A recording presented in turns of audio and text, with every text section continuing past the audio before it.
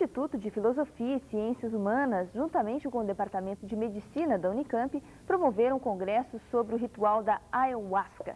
Você sabe o que é isso?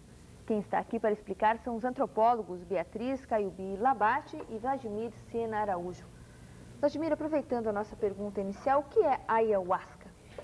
A ayahuasca é um enteógeno bastante usado, bastante difundido por índios, caboclos e não índios da região amazônica. O que ele é? Você falou? É um? Enteógeno. Enteógeno é uma palavra que vem do grego e quer dizer Deus dentro, justamente para diferenciar do termo alucinógeno, pois a bebida... Existe diferença?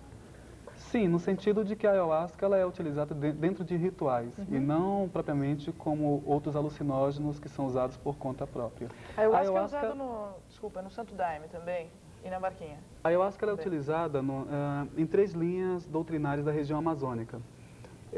A barquinha, a união do vegetal e o Santo Daime. Só para lembrar, a ayahuasca quer dizer vinho dos mortos, vinho das almas, né? É uma palavra quechua. Foi um termo que foi escolhido no sentido de englobar todas as linhas que fazem uso da bebida, porque cada linha tem uma forma própria de estar denominando a bebida. Então esse é um termo neutro, um termo aceito tanto pelas igrejas como pela comunidade científica, que você não vai estar dizendo vegetal ou Santo Daime, que são nomes próprios de cada linha. A barquinha é de que região do Brasil? Bom, a barquinha, ela existe em Rio Branco, Acre. Tá. Depois a gente tem o Santo Daime, que é de que região do Brasil? Também da região do Acre e da Amazônia. E depois tem a União do Vegetal, União do Vegetal. Que foi fundada em Plácido de Castro, mas eles consideram Porto Velho como o centro de expansão da União do Vegetal. Na verdade, o mestre fundador da União do Vegetal, Gabriel da Costa, ele é nascido na Bahia e ele vai, no final dos anos 60, como soldado da borracha para o Acre, para Porto Velho, Rondônia, e dá início aos trabalhos com o vegetal. Né? E depois a doutrina se espalha para a região do Acre, Amazônia, e hoje você encontra a União do Vegetal nos principais centros urbanos do país, bem como em outras regiões do mundo. E qual o objetivo desse culto? É um culto, é uma religião? Qual a maneira correta de se tratar? Olha, são doutrinas, são linhas.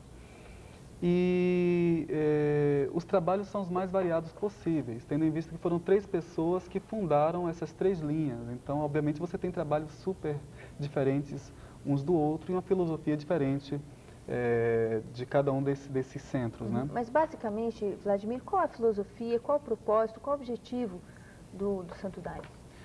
Do Santo Daime, o principal objetivo do Santo Daime seria o de trabalhar o lado espiritual das pessoas, seria, na verdade, o de preparar as pessoas para o dia do juízo final, no caso, também é a principal finalidade da barquinha. É um trabalho constante, é uma constante construção desses centros, dessas pessoas. Né? Como todas as religiões elas proporcionam uma visão de mundo, elas estruturam a realidade, elas dão princípios para as pessoas que participam delas se orientarem no mundo, porque caso contrário o mundo seria um caos, seria ininteligível. Então são doutrinas que têm princípios norteadores da ação do sujeito no mundo, não só como ele compreende a sua relação consigo mesmo, com os outros irmãos, com as outras pessoas, mas também com o universo em geral. E propicia um ethos, uma vivência particular daquela realidade, de acordo com esses princípios. Agora, qual o interesse de vocês dois? Vocês são antropólogos, né? Em estudar, de repente, ir até o Acre, em estudar uma planta amazônica que foi usada por pré-colombianos. E vocês, qual que é o interesse? É na planta ou é na crença? Olha, eu vou falar do meu trabalho. O meu trabalho, evidentemente, ele se centrou no estudo do espaço. Em 1995, quando eu estive na barquinha, que foi fundada em 1945 por Daniel Pereira de Matos, que era do Maranhão, eu me deparei com um repertório simbólico muito grande. E eu fiquei pensando cá comigo, meu Deus, como é que eu vou explicar esse monte de símbolos aqui deste centro? Então eu pensei, bom, eu vou começar a fazer uma descrição densa desses símbolos para poder depois dizer o que é essa religião. O que te chamou a atenção? Foram os símbolos? Foi o uso da ayahuasca? O que foi? O que te chamou a atenção? Olha, o que para ir até o Acre, né? Bom, eu sou do Acre. Você era do Acre? Ah, então desculpa, achei que você era da Unicamp que tinha subido lá. Não, sou do Acre, fui para a Unicamp, voltei para o Acre, voltei para a Unicamp, volto para o Acre. Então o que é que te levou de volta ao Acre? O espaço. O espaço. O espaço. Eu acho que o estudo do espaço é uma das coisas muito pouco estudadas pelos antropólogos. Não só pelos antropólogos, mas pelos pesquisadores de uma forma geral. Beatriz, e você? O que é que te levou a conhecer? Não sei, é isso que eu quero saber. Se é justamente a ayahuasca ou se é o trabalho espiritual. A gente tem uma professora que costuma dizer pra gente que o antropólogo ele tem que manter uma relação com o objeto de pesquisa dele, seja de amor ou de ódio. Quer dizer, as pessoas vão estudar coisas que são paixões e que causam interesse profundo nelas. Então, evidentemente, esse tema eu acho fascinante. Existe uma busca individual e pessoal, né, que é uma busca do foro íntimo, uma busca... O que te chamou a atenção, por exemplo? O misticismo, os símbolos? Eu acho incrível que você tem no final do século passado, você tem toda uma previsão dos iluministas, né, aquele deslumbramento com relação à ciência, então aquela reivindicação de que a ciência e a tecnologia, a razão técnica, elas iam dar conta de explicar o real. No entanto, se passou um século, a gente tem todas as tecnologias, né, cibernética, internet e tudo mais que está ao nosso alcance aqui, só as pessoas trocarem de canal. E você tem Mas não vão trocar de canal, né? Esperamos que não. Você tem uma pluralidade de religiões, de práticas religiosas se intensificando nesse final de milênio. E super antigas, né? Muito antigas. Bom, mais ou menos. O caso, se você pensar que o catolicismo o cristianismo tem 2000 anos, o Santo Daime é uma religião que se inicia na década de 30. Mas tem muitas influências. A União do Vegetal é uma religião que se inicia há 25 anos atrás. Mas tem influências atrás. africanas, tem influências indígenas, né? Com certeza. Sem dúvida, mas essa forma atual que adquiriram essas religiões é justamente isso. Então, voltando, terminando a sua pergunta, o fascínio reside no fato de que você tem populações indígenas e caboclos e seringueiros fazendo uso muito antigo dessa substância em toda a região da Amazônia Ocidental, que inclui não só o Brasil, como a Colômbia, Peru, Bolívia. Mas é só no território nacional que surgem seitas ou religiões que desde o seu princípio já têm influências urbanas, porque receberam influências do catolicismo popular, do kardecismo, das religiões afro-brasileiras, também das tradições indígenas. Então, é uma mistura, são religiões ecléticas que deram formato a um novo conjunto, um novo repertório simbólico, que você não encontra, por exemplo, nos países vizinhos. Tá. Então, nesse sentido, é importante que os antropólogos, os brasileiros, estejam prestando atenção no desenvolvimento dessas religiões, inclusive porque elas estão se expandindo pelo mundo. Numa época de pós-colonialismo, ou que você fala de influências culturais, de repente está o Brasil aqui exportando, levando coisas para outros países. Você tem o Santo Daime, por exemplo, no Japão hoje. Já que você está falando de história. Só uma parte. Eu acho que, na minha dissertação, eu considero essas religiões como cosmologia em construção. Que seria cosmologia em construção? É a inserção e retirada de práticas religiosas com uma velocidade muito maior do que as religiões tradicionais. E dentro dessas cosmologias em construções, você tem o encontro de 3 tradições: a europeia, a africana e a indígena, né? Tá, ok. Já que a gente estava falando aqui de exportar, enfim, eu queria voltar um pouquinho, só para a gente entender, a partir, me parece que do ciclo da borracha é que se inicia o conhecimento. Populações não indígenas, ela remonta antes da década de 20, devido ao uso por caboclos vegetalistas da região amazônica. Sertanejos mesmo. Os seringueiros. Mas, na década de 20, um senhor, por nome de Irineu Serra, conheceu a bebida juntamente com 2 irmãos, André e Antônio Costa. E em 1922 foi fundado o Círculo Esotérico da Comunhão o Centro de Regeneração e Fé. Tá? E esse centro ele dura mais ou menos alguns anos.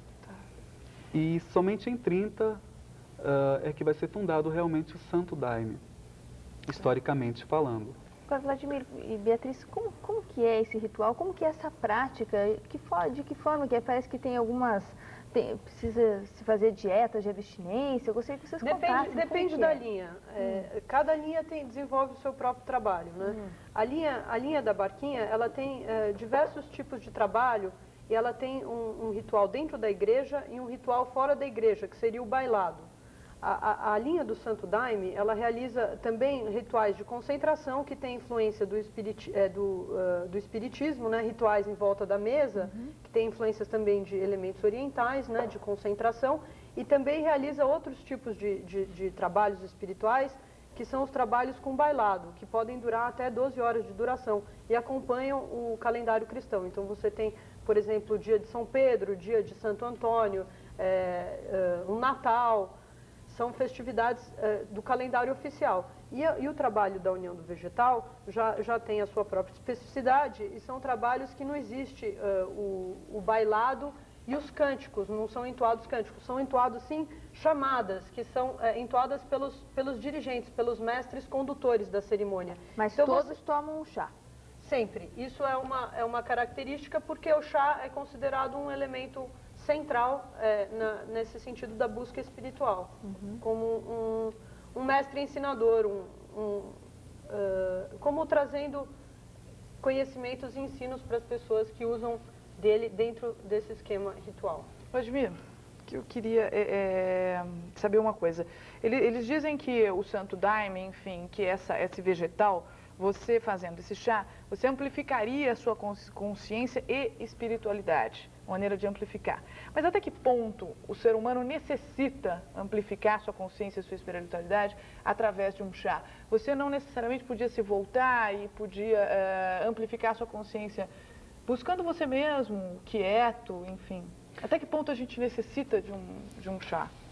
Olha, a ampliação de consciência é uma questão muito pessoal. Você pode, através da meditação, chegar a um estado ampliado de consciência. Você pode, através da dança, como os Kung do norte da África, chegar também a um estado ampliado de consciência. Através do batuque, enfim, existem diversas formas. Mas o que é mais interessante notar, e eu acho que a sua pergunta é pertinente, é poder entender qual é o sentido que essas pessoas estão procurando, não a ampliação de consciência, mas esses cultos, né, com uma proporção cada vez maior. Talvez porque o homem do final do século, ele já esteja se voltando mais para as questões do sensível e menos para a questão da razão, que foi justamente o foco principal do final do século passado. Foi isso que foi concluído no Congresso?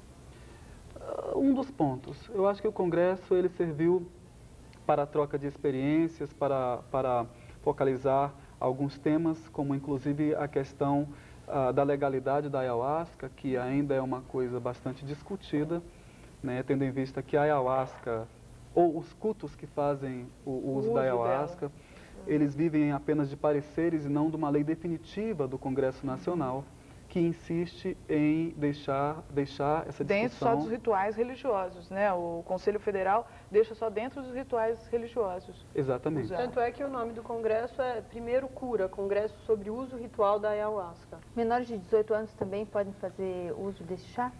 Isso é uma discussão em que, por exemplo, algumas pessoas do CONFEM determinam que o chá ele não seja dado para pessoas que tenham menos de 18 anos.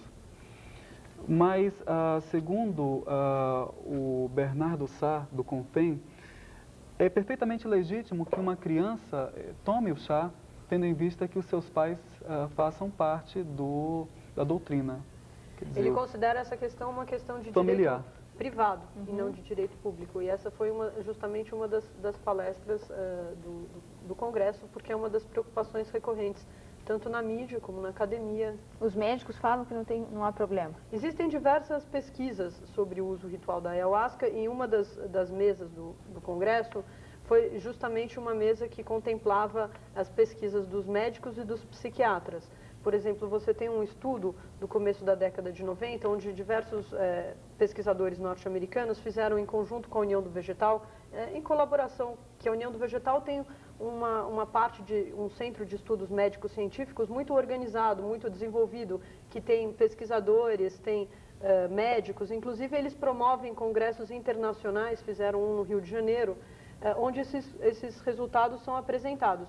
Então, por exemplo, essa pesquisa da União do Vegetal foi feita com pessoas que bebiam vegetal há 1 ano, há 6 meses, até 40 anos, e foram retiradas amostras de sangue periódicas durante o próprio ritual, feitas entrevistas. Então, você tem desde pesquisas mais científicas, mais objetivas, entre aspas, das ciências naturais, como pesquisas mais fronteiriças entre a área de psicologia e antropologia. Então, foram apresentados 2 trabalhos de 2 psiquiatras que fazem entrevistas em profundidade. Um deles estudou o caso de dependentes de álcool, que são da União do Vegetal e que se recuperaram da dependência do álcool através da comunhão do vegetal dentro do esquema da Irmandade da União do Vegetal. E um outro pesquisador que tem uma pesquisa onde ele entrevista as pessoas tanto do Santo Daime como da União do Vegetal, 1 semana antes de beber o vegetal ou de tomar o Daime,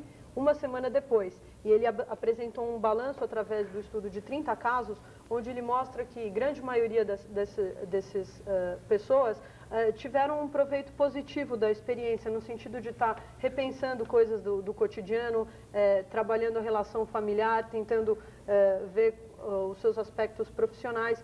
E existem outras pesquisas que estão publicadas, inclusive o Congresso visava justamente juntar um pouco e mostrar para a comunidade acadêmica, chamar um chamado para as pessoas estarem vendo a importância desse assunto, para ele ser tratado de forma periférica e como uma coisa de lunáticos, e trazer pesquisas científicas. Quem quiser saber mais informações, Beatriz, deve procurar vocês na Unicamp? Pode falar com a gente, pode procurar as pessoas ou da União do Vegetal ou do Santo Daime.